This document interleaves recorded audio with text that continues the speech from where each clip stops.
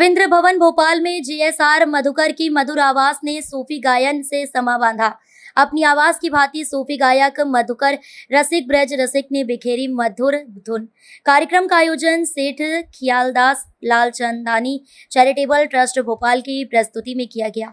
सिंधी हिंदी कार्यक्रम के तहत शहर में आज प्रसिद्ध सूफी गायक जीएसआर मधुकर ब्रज रसिक की गायन संध्या कार्यक्रम में बड़ी संख्या में बच्चों, बुजुर्गों एवं समाज के गणमान्य व्यक्तियों की उपस्थिति रही। कार्यक्रम में विशेष सहयोगी मनोहर अगनानी, पूर्व IAS मनोहर ममतानी, चंद्रभान लालचंदानी सहित समाज के गणमान्य नागरिकों ने बड़ी संख्या में उपस्थिति दर्ज कराई।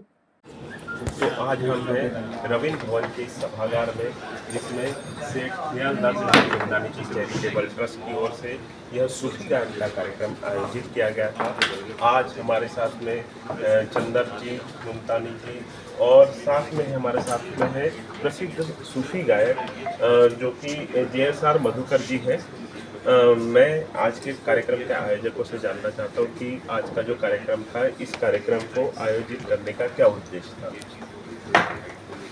आज का कार्यक्रम जैसा कि बताया गया कि चैरिटेबल ट्रस्ट द्वारा आयोजित किया गया था और इसका उद्देश्य ये था कि हम जो धीरे धीरे अपने संस्कृति से अलग हटके अब जा रहे हैं, तो आज सभी लोग मिलकर यहाँ, चाहे यंगस्टर हों चाहे सब हों, पूरे परिवार सहित मिलकर एक ऐसा कार्यक्रम देखें जहाँ हम सबको ये लगे कि वाकई हम अपनी संस्कृति को फिर से पुनर्स्थापित करने का प्रयास कर रहे हैं। मधुकर जी ने, जैसा कि नाम ही मधुकर है, तो वैसी ही मधुर वाणी में उन्होंने जिस प्रकार से गीत गाए, सूफी भजन, सूफी के साथ कृष्ण के भजन बहुत सुंदर तरीके से गाए और कुछ सिंधी भजन भी, क्योंकि सिंधी कम्युनिटी के लोग भी काफ़ी थे इसमें और उनका आग्रह था इस प्रकार का कि ये सिंधी भजन भी गाएं, तो इन्होंने सिंधी भजन भी बहुत अच्छे गाए और सब श्रोतागण बड़े मंत्रमुग्ध होकर इसको सुन रहे थे और साथ में ऐसे भजनों के साथ साथ तालियां बजाकर साथ साथ अपना सहयोग भी दे रहे थे, जिससे लग रहा था कि पूरा सभागार ही एक इस तरीके का स्थल हो गया है कि जहां नज़र आ रहा है। तो मधुकर जी को इस प्रकार के कार्यक्रम के लिए बहुत बहुत धन्यवाद और हम सब यहाँ उनको इस प्रकार के कार्यक्रम में देखकर सुनकर बहुत लाभान्वित हुए और मैं अपनी ओर से बहुत बहुत धन्यवाद। सर, जैसे कि सर ने बताया कि ये सिंधी हिंदी वाला जो कंसेप्ट है, ये आपने सूफी गायन में उतारा है, तो हम जानना चाहते हैं कि ये सूफी गायन आपने कहाँ से शुरू किया और इसकी आपको प्रेरणा कहाँ से मिली? देखिए, सूफी का मतलब है, मैं बताऊँ, प्रेमी। ये फारसी वर्ड है, उर्दू नहीं है, फारसी है। इसका मतलब भी है प्रेम है। तो सूफी जो है ना, प्रेमी, जो भगवान से रिलेटेड है, जो भगवान से जो संबंधित है, उसे कहते हैं सूफी। तो कोई ऐसे नहीं है कुछ भी गाना है वो सूफी में नहीं आता। तो ये रस और जो वृंदावन का रस है, प्रेमियों का, सखियों का, गोपियों का, दोनों का मिश्रण है। रसखान, रहीम, ऐसे हमारे कबीरदास जी, ये सब सूफी संत हुए हैं और हमारे ब्रज के संत हुए अनेक, स्वामी हरिदास, सूरदास, मीरा जी, ऐसे अनेक संत। तो उनका प्रेम और ये प्रेम एक ही तत्व है, तो इससे अलग है नहीं ये कुछ भी। ये तो समझने का दृष्टि है, जहाँ की रही भावना जैसी, प्रभु मूरत देखी तुम तैसी। यहाँ प्रेरणा हुई, मैं आया था यहाँ संस्कृति डिपार्टमेंट, यहाँ ये मध्य प्रदेश में मिलने के लिए, कुछ कार्य करने हैं हमें, क्योंकि यहाँ एक हमारे ठाकुर जी हैं युगल किशोर जी, उसके लिए, और दूसरा यहाँ पर तानसेन समारोह होता है, तो बेजू बावरा समारोह भी प्रारंभ होना चाहिए यहाँ पर। अशोक नगर के पास समाधि है। तीसरा, जो ठाकुर जी हैं उनको प्रकट किया है हरिराम व्यास जी, उनको कोई नहीं जानता, उनका भी उत्सव होना चाहिए। इसके लिए मैं आया था। तो मेरा दादा के साथ बहुत ज़्यादा स्नेह है, अभी का नहीं है, 20 वर्षों से। तो मैं जब भी यहाँ आता हूँ तो दादा ऐसे छोड़ते नहीं हैं, बिना हाजिरी लगवाए।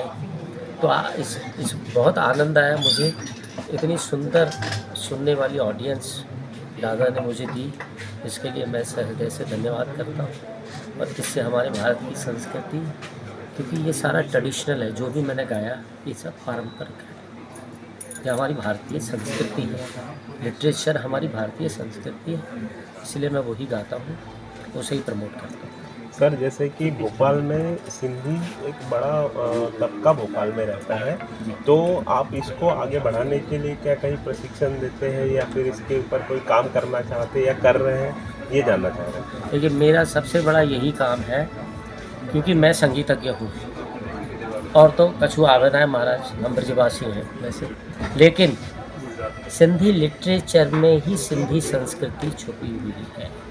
मैं आपको सच बता रहा हूँ, जितना ज़्यादा सिंधी लिटरेचर गाया जाएगा उतनी संस्कृति आगे आएगी। बहुत बढ़िया। तो ये थे हमारे साथ में JSR मधुकर जी, जिनको प्यार से रसिक जी कहते हैं। साथ में हमारे साथ में जसर जी हैं। तो मैं कार्यक्रम आप ही के माध्यम से हुआ है, तो आपका इस बड़े आयोजन में किस प्रकार का अनुभव रहा? अनुभव जो स्टार्ट जब होती है तो स्टार्ट करना हमारा काम है, और अनुभव तो हमें था ही कि इसके सुनने वाले जो आएंगे वो बहुत ही अच्छे तरीके से इसको एंजॉय करेंगे। वही हुआ जो हमारा मकसद था, पूरा हुआ। आपने जैसे बताया सिंधी हिंदी, तो दोनों में हमने जो कहा था इन्होंने वो हमारी इच्छा पूरी कर दी। हमारे बुज़ुर्ग जितने भी थे वो इसी के थे कि यहाँ पर सूफ़ी गायन कभी भी न मरे, हमने वो काम किया बस। बाकी सब हमारे साथी अगनानी जी, ममतानी जी, मधुकर जी, अशोक जी, इनने सब ने मिलके, प्रेम सावलानी हमारे प्रोड्यूसर डायरेक्टर भी हैं सिंधी के, वो भी हमारे साथ थे। बस मैं यही बोलना चाहूँगा कि इसको अगर हुआ तो हम कोशिश करेंगे हर साल करने की, जैसे कि धीरे धीरे सब लोग पुराने ही ज़माने में लौट आए। चाहेंगे कि ये जो आज आयोजन हुआ, सर ने कहा कि हम इसको आगे भी बढ़ाना चाहेंगे, तो क्या मध्य प्रदेश शासन से ऐसी कोई कार्यक्रम की मांग की गई है आपके द्वारा या फिर मांग की जाएगी जिससे ये ट्रेडिशन, ये संस्कृति को आगे बढ़ाया जा सके? सबसे पहले आपके चैनल को बहुत बहुत बधाई।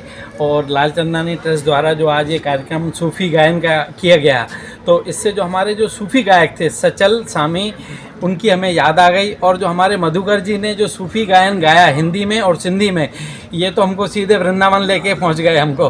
तो ये कार्यक्रम लगातार जारी रहेगा जैसा कि लालचंदानी जी ने बताया।